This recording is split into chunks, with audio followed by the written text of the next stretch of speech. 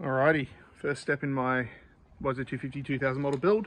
Got a spare frame and I'm going to strip it back to raw and then blow up all the welds with a map torch and then clear coat it. So I'm going to get some of this. Apparently it works not too bad, so I'm going to give it a test.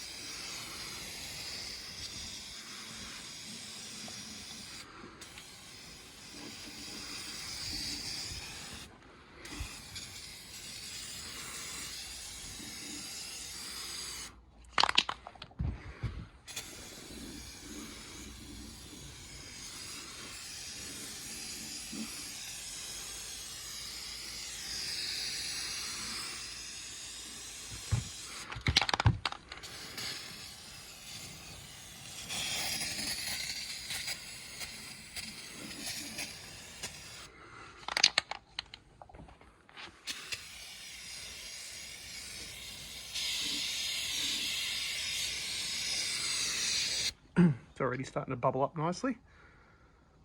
So I'll use this to strip most of it off, and then I'll give it to, I'll get it hydroblasted so it looks all clean and new again.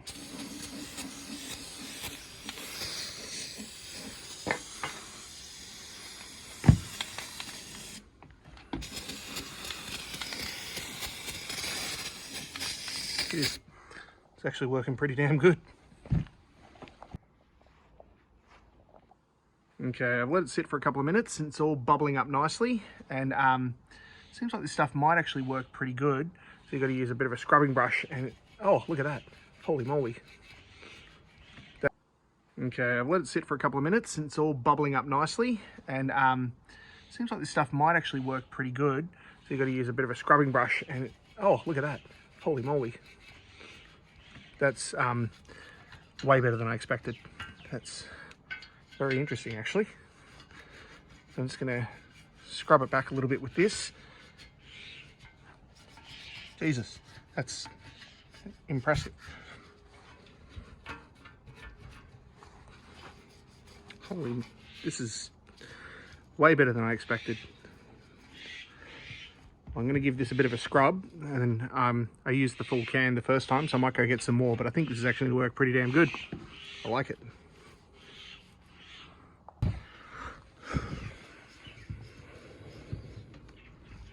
Seriously can't believe how good this stuff works. It's like raw steel there.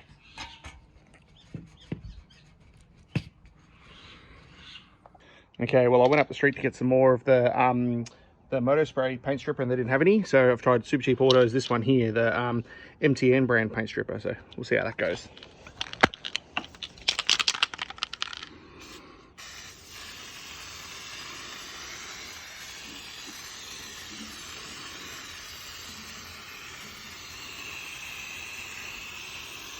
Doesn't seem like it's going on as thick as the other one, but we'll see how it goes.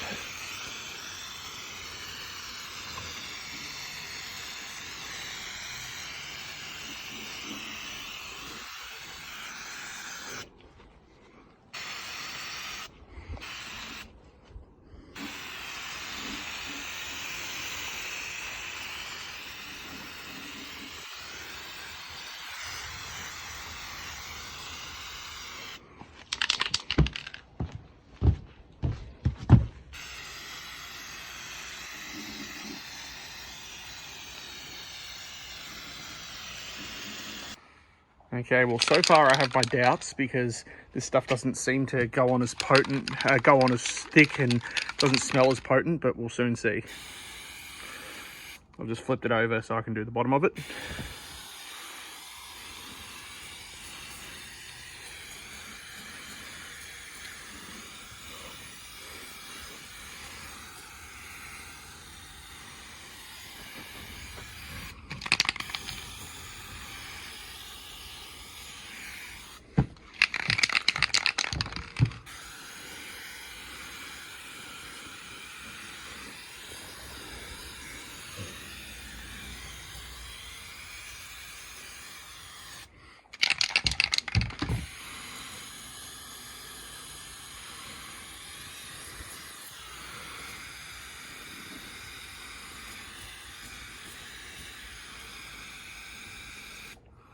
probably should have really done some sections with the Moto Spray and some sections with this MTN one to see which one works best, but I guess we'll just see how we go.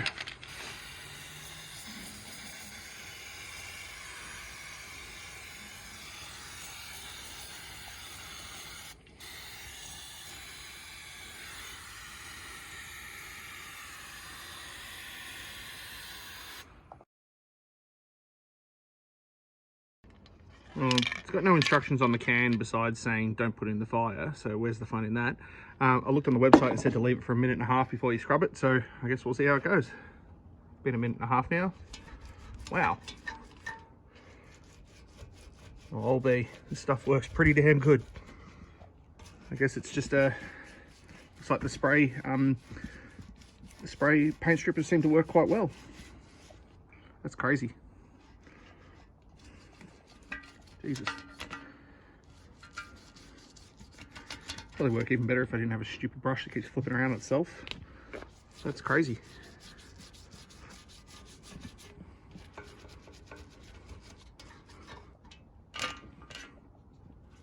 Jesus.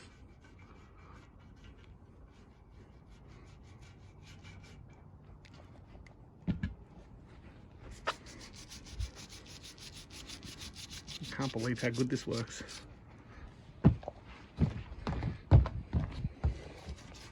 Well, if anyone says spray on paint strippers don't work, you can tell them they're an idiot.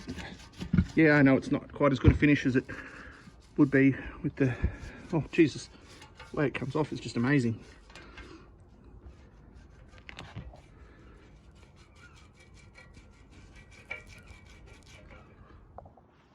Well, let's see how it goes if we wipe it. Wiping it with a cloth doesn't seem to be, it seems to come off a fair bit, but it's still left a fair bit on there. I reckon if I give it another spray over, I reckon it should come off fine. So I might give it all a bit of a wipe down. Oh, that bit comes up good. I'll give it all a wipe down and see how we go.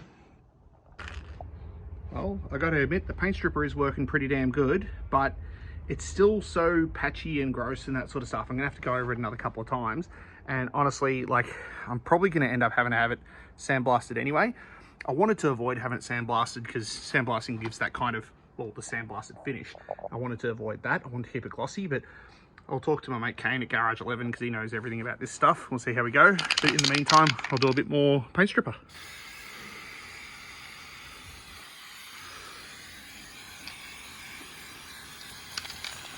It's actually come up quite nice. I think it still will definitely need a sandblast.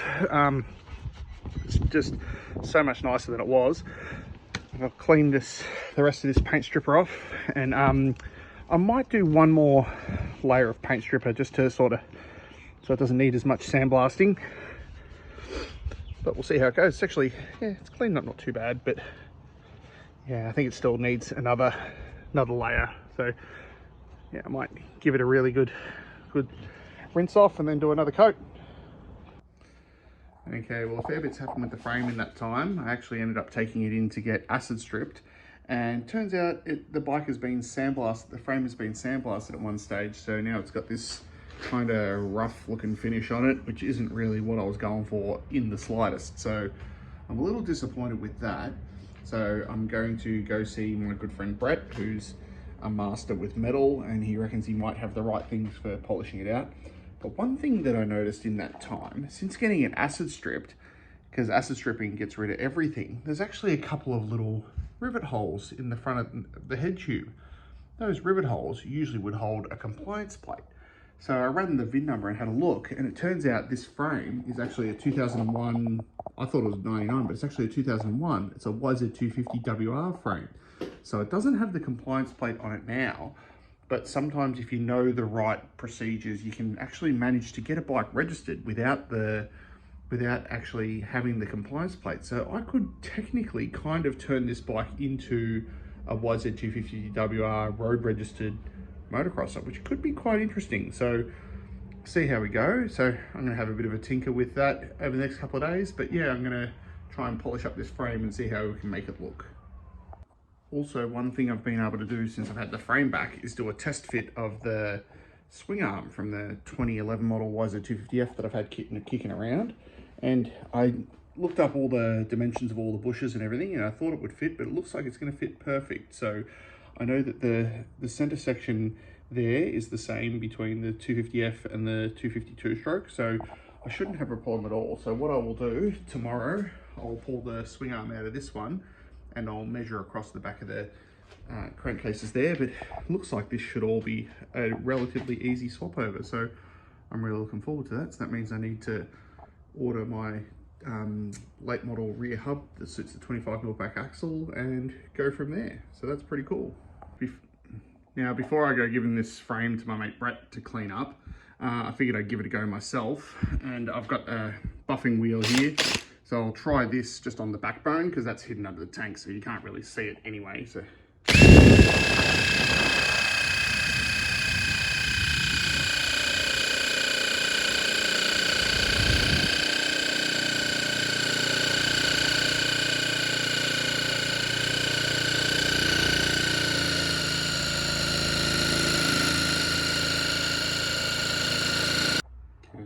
So it does work. You can see it doesn't look too bad, but I really want to go for the sort of brushed kind of finish on it anyway, so I'll probably still get a professional to do it.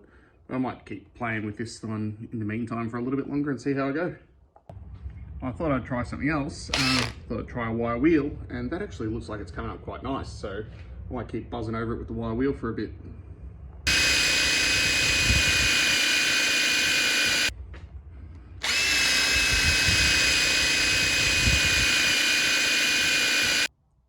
I actually quite like the finish that's coming out with that. So you can see I've just buzzed one line down the center there. I might just keep going with this for a while.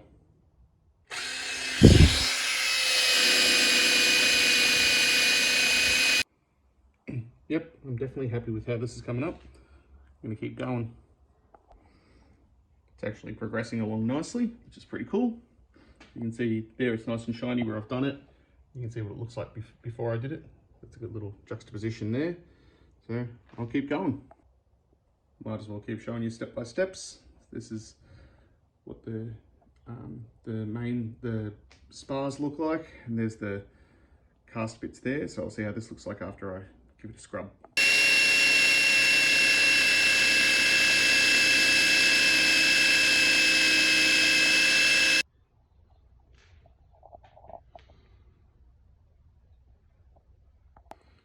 Okay, I think so far the elapsed time I've spent so far is probably about 2 hours on the wire wheel, and I've been through about 3 or 4 full battery charges. That's a 1.5 amp hour, the other one's a 3 hour.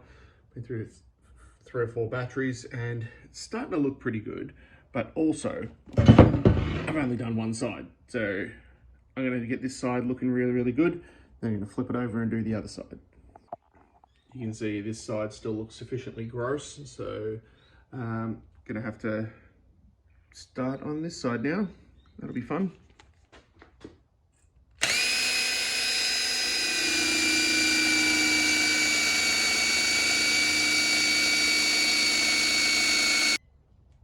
Frame spars are coming along nicely. You can see where I've done it, and you can see here where it's still got some Dilophosaurus spit all over it from when it got acid dipped. Yeah, it's just going to take some time. Just waiting for batteries to charge. Having 3 batteries on the go and 2 chargers on the go, and it still keeps running out. I should probably go buy a powered drill for this, but this gives me a good chance to go inside and make a coffee in the meantime.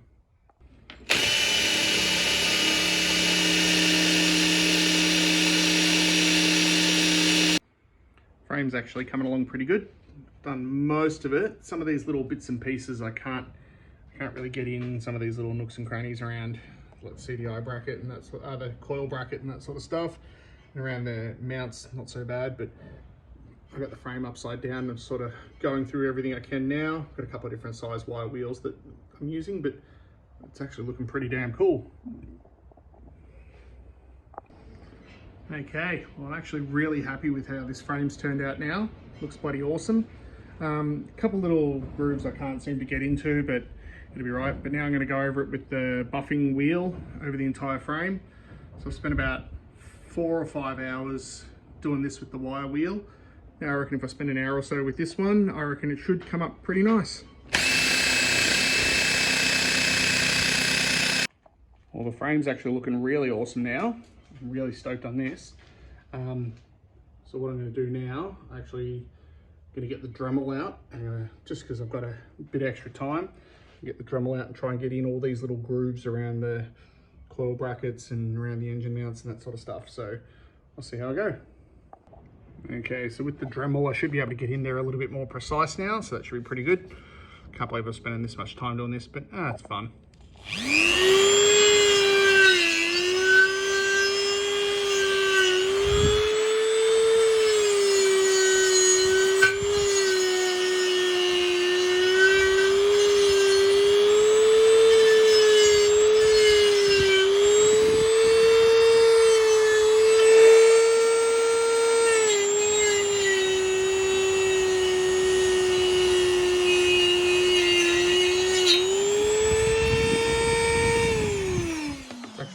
Works pretty good. Oh, I guess I'll go over every little bracket like this. Alrighty, so I've cleaned up around all the little brackets with the Dremel, and then I've cleaned the whole frame with Prepsol, and it's actually looking very pretty now. So I might bolt my works looking hydroblasted subframe up to it and just have a bit of a look and see how it's going.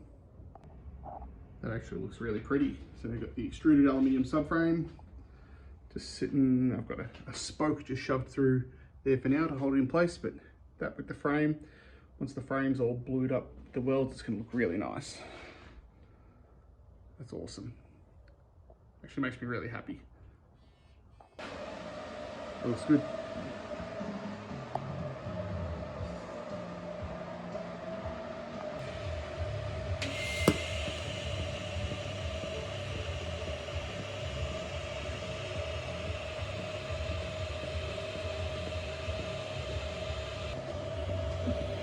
When I saw his story, I just replied with a triangle.